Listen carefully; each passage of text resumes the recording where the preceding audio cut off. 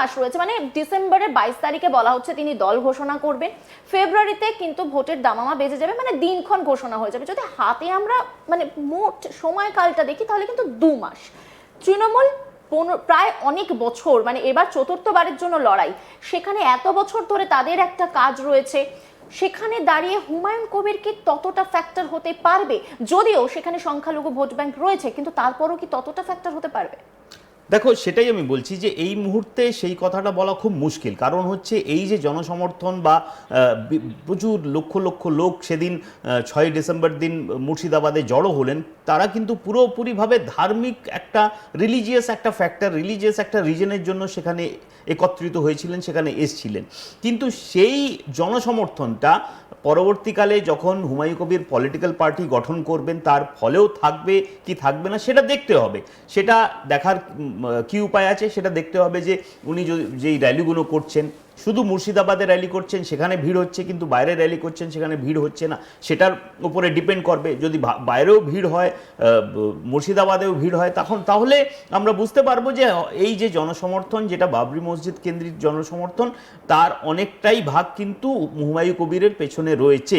কিন্তু যদি এই জনসমর্থন না থাকে তাহলে কিন্তু হুমায়ুন কবির সেরকম লাভ হবে না। যদিও তিনি বলছিলেন, আগে বলেছিলেন 135টি জায়গায় তিনি প্রার্থী দেবেন, এখন জানি না কি করবেন, কতটা প্রার্থী দেবেন, কেন যে একটা বড় সড়ো অর্থের ব্যাপারও রয়েছে এইখানে। 135-140টি সিটে যদি ইলেকশন লড়তে হয় তাহলে একটি বড় অর্থ লাগবে। সেই অর্থটা কোথায় থেকে আসবে, কিভাবে আসবে, সেটাও প্রশ্ন রয়েছে। ম্যান পাওয়ার, রিসোর্স কোথায় থেকে পাবেন তিনি? কিন্তু এটা নিয়ে তিনি ইতিমধ্যেই বলে দিয়েছেন, আগে বলেছিলাম 50,000, এখন বলছি কিন্তু লাখের উপর মানুষ আসবে সেদিন।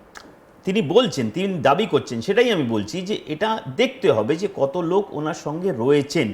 6 ডিসেম্বরের যে ভিড়টা ছিল সেই ভিড়টা দেখে আমরা যে পলিটিক্যাল পার্টি তিনি গঠন করবেন তার ফিউচার আমরা বলা সম্ভব নয়, বলা উচিতও নয়। ওটা একটা রিলিজিয়াস ফ্যাক্টর ছিল, রিলিজিয়াস রিজন ছিল, তার জন্যই এত ভিড় এসেছিল। কিন্তু সেই ভিড়টা কি আদৌ হুমায়ুন কবিরের পিছনে থাকবেন যখন তিনি পলিটিক্যাল পার্টি গঠন করে এগোবেন, সেটা কিন্তু বড় প্রশ্ন। এখান থেকে আরো একটা প্রশ্ন আসছে, এবারে মানে 2026-এর বিধানসভা নির্বাচন কি অনেকটা ধর্মের উপর ডিপেন্ড করে হতে চলেছে? দেখো, 2021-এর ইলেকশনটাও ধর্মের উপরেই হয়েছিল, 2016-র ইলেকশনটাও একটু ধর্মের উপরে হয়েছিল, কিন্তু 2021, 2024-এর যেটা পশ্চিমবঙ্গে আমরা দেখলাম, 2024-এর লোকসভা বা 2021-এর অ্যাসেম্বলি ইলেকশন, মোটামুটি ধর্মের ওপরেই কিন্তু ইলেকশনগুলো হচ্ছে পশ্চিমবঙ্গের এখন যে পলিটিক্সটা সেটা পুরোপুরিভাবে ধর্মের সঙ্গে ওতপ্রোতভাবে চলছে। বিজেপি একদিকে হিন্দু ভোট ব্যাংক, কট্টর হিন্দু পলিটিক্স এই নিয়ে এগোচ্ছে, মমতা বন্দ্যোপাধ্যায় সেকুলার পলিটিক্স বলে তিনি এগোতে চাইছেন, কিন্তু পুরো গোটা ব্যাপারটাই কিন্তু একটা ধর্মীয় ব্যাপারের সঙ্গে পুরোপুরিভাবে ওতপ্রোতভাবে জড়িয়ে রয়েছে। হুমায়ুন কবিরও যেটা করছেন সেটা পুরোপুরিভাবেই এই মুহূর্তে ধর্মীয় একটি ব্যাপার, আর ধর্মীয় সেন্টিমেন্টটাকে তিনি রাজনীতিতে লাগিয়ে পলিটিক্যাল পার্টির গঠন করতে চলেছেন।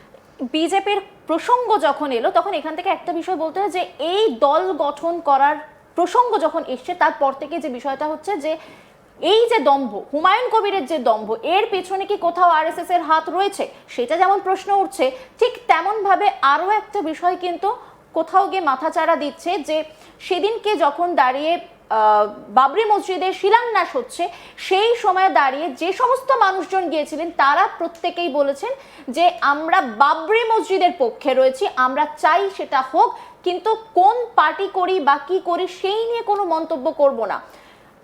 পাশাপাশি হুমায়ুন কবির ইতিমধ্যেই বলছেন তিনি ষড়যন্ত্রের শিকার হচ্ছেন, কারণ তার যে প্রহরীর কথা বলা হচ্ছিল যেটা হায়দ্রাবাদ থেকে আনা হয়েছে, এখন জানা যাচ্ছে না সেটা কলকাতার।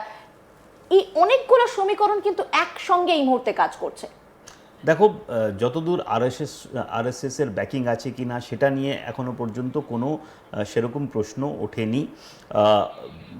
হুমায়ুন কবিরও স্পষ্ট করেছেন, বিজেপির তরফ থেকেও স্পষ্ট করা হয়েছে যে তাদের দুজনের কোনো যোগাযোগ নেই। এই প্রশ্নটা দুজনের তরফ থেকে করা হয়েছিল। হ্যাঁ, হুমায়ুন কবির একসময় বিজেপিতে ছিলেন, তিনি তো বিজেপির হয়ে ইলেকশন লড়েছেন, বিজেপির সদস্য ছিলেন, তো ওনার তো বিজেপির নেতা বা আরএসএসের নেতাদের সঙ্গে সম্পর্ক ছিল সেই সময়, এখনও হয়তো আছে। কিন্তু আরএসএস এর ব্যাকিংয়ে এইসব করা হয়েছে কি হয়নি সেটা নিয়ে এখনো পর্যন্ত সেরকমভাবে কোনো তথ্য আমাদের কাছে নেই। কিন্তু আর যতদূর হুমায়ুন কবিরের যেটা তিনি বলছেন, তিনি স্পষ্টভাবে, ওনাকে জিজ্ঞেস করা হয়েছিল বিজেপির সঙ্গে আপনার আঁতাত আছে কিনা, তিনি স্পষ্টভাবে জানিয়েছেন যে আমাদের কোনো বিজেপির সঙ্গে আঁতাত নেই। বিজেপিকে জিজ্ঞেস করা হয়েছিল যে বলা হচ্ছে, অভিযোগ হচ্ছে যে আপনারা পুরোপুরি খেলা করিয়েছেন, সেটা তারাও ঘুরিয়ে দিচ্ছেন, তারাও বলছেন যে এরকম কোনো ব্যাপার নয়, খারিজ করে দিচ্ছেন এই সব অভিযোগগুলো। তো এই দুটো অভিযোগ তো মোটামুটিভাবে খারিজ হয়ে গেছে। এবার দেখতে হবে যে আগামীকাল বা আগামী দিনে হুমায়ুন কবির কিভাবে বাংলার পলিটিক্সে এগোতে চান। একটা কথা তিনি বলেছিলেন, তিনি এআইএমআইএম এর সঙ্গে যোগাযোগ করছেন, তাদের সঙ্গে অ্যালায়েন্স করে ইলেকশন লড়বেন। সেটা কি আদৌ হচ্ছে না সেটাও বোঝা খুব মুশকিল হচ্ছে। বেশ, এই প্রসঙ্গে আমি একবার হুমায়ুন কবির আরএসএস প্রসঙ্গ নিয়ে ঠিক কি বলেছেন এক্সক্লুসিভ সাক্ষাৎকারে, সেটা একটু দেখব। হচ্ছে যে আরএসএস এর টাকা, সেই টাকায় হুমায়ুন কবির বাবরি মসজিদ করছে এবং সেই টাকাটা ভায়া বাংলাদেশ আসছে। যারা বলছে তাদেরকে এসব ফেক কথাবার্তা না বলে কোনো স্পেসিফিক যদি প্রমাণ দিয়ে দেখাতে পারে যে হুমায়ুন কবির কোনো আরএসএস বা কোনো টেররিস্টরা বা কোনো বাইরের কোনো উগ্রপন্থী সংগঠনের সঙ্গে বিন্দুমাত্র কোনো রিলেশন আছে, আমি 28শে September 2025 by air Kolkata airport থেকে ঢাকা গেছিলাম। 10ই অক্টোবর আমি ঢাকা থেকে রাজশাহী থেকে নবাবগঞ্জ হয়ে মালদার মেহেদিপুর বর্ডার হয়ে বিকেলে ফিরেছি। বিএসএফ এপারের বর্ডারের অফিসাররা এবং ওপারে পদ্মার ওপারে বাংলাদেশের যে বর্ডার গার্ডের অফিসাররা সবাই আমাকে খুব সম্মান দিয়ে ওপার থেকে এপারে দিয়েছে। যদি কারো সন্দেহ থাকে, যদি আমার বিরুদ্ধে কোনো কিছু করতে চাই, যে কোনো সিআইডি, আইবি, ইন্টেলিজেন্স ডিপার্টমেন্ট আমার বিরুদ্ধে তদন্ত করতে পারে, আমি সেটা ফেস। যে বিষয়টা সামনে আসছিল যে এই যে বিপুল পরিমাণে টাকার কাঁড়ি যাকে বলা যায় বাবরি মসজিদের জন্য এসেছে, সেখানে বলা হচ্ছিল যে প্রচুর টাকা নাকি বাংলাদেশ হয়ে এসেছে, কারণ তার আগেই যেহেতু হুমায়ুন কবির বাংলাদেশে গিয়েছিলেন এবং হুমায়ুন কবির নিজেও স্বীকার করলেন, হ্যাঁ আমি বাংলাদেশ গিয়েছিলাম, কিন্তু গোটা বিষয়টা তদন্ত করে দেখা হোক, এরকম কোনো বিষয় তো নেই। দেখো, হুমায়ুন কবিরের কাছে এই মুহূর্তে যেটা আমাদের কাছে খবর আছে, যেই মানে বাবরি মসজিদের জন্য যেই টাকাটা আসছে সেটা গোনাগুনতি চলছিল, ইতিমধ্যেই 3 কোটির বেশি ছাড়িয়ে গেছে, সেটা তো আমরা তথ্যটা জানি, কিন্তু সেটা বাংলাদেশ থেকে এসছে না কোথায় থেকে এসছে এই তথ্য আমাদের কাছে কিন্তু নেই। আর হুমায়ুন কবির নিজেও বলেছেন যে